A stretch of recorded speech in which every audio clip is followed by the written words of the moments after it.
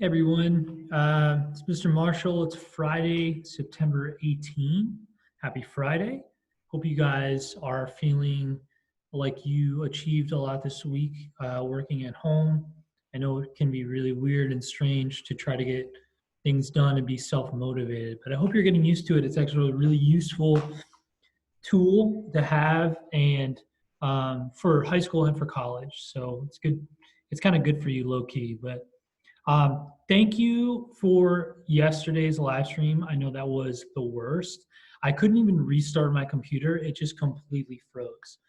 Now I had Mr. Towel look at it. It seems like I had too many tabs open, and I think if you guys enter the meet with your microphones and or your camera on, it really challenges my bandwidth at the school, which, as you know, the Wi-Fi in this room is pretty terrible as it is. So just a reminder that if you could, please um, enter the live meets, the virtual meets, with your microphone off and with your camera off.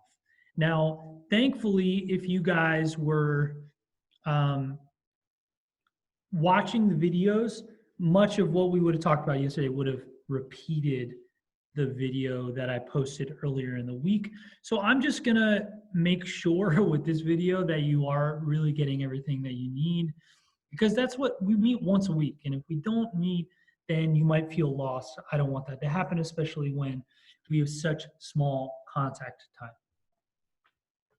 I'm sharing our online page, our Google Classroom page, and I just wanted to point you guys towards what we have here. So we're talking about this idea about when history begins, when a story begins. You could think about this on a microcosmic level, like you, the story of you.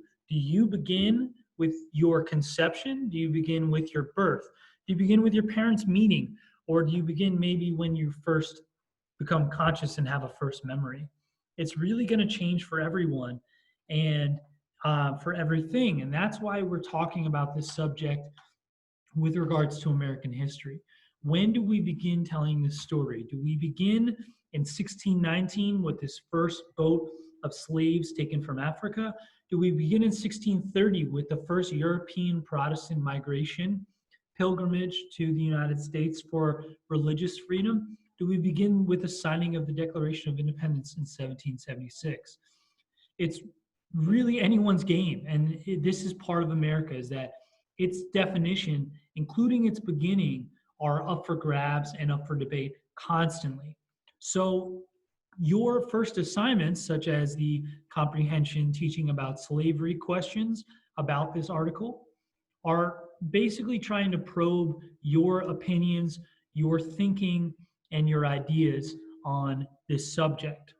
This will take a turn to a larger assignment that is your first essay for me, which is an opinion-based 500 words essay on your opinion on teaching about slavery. Should it be taught in schools? Should it not?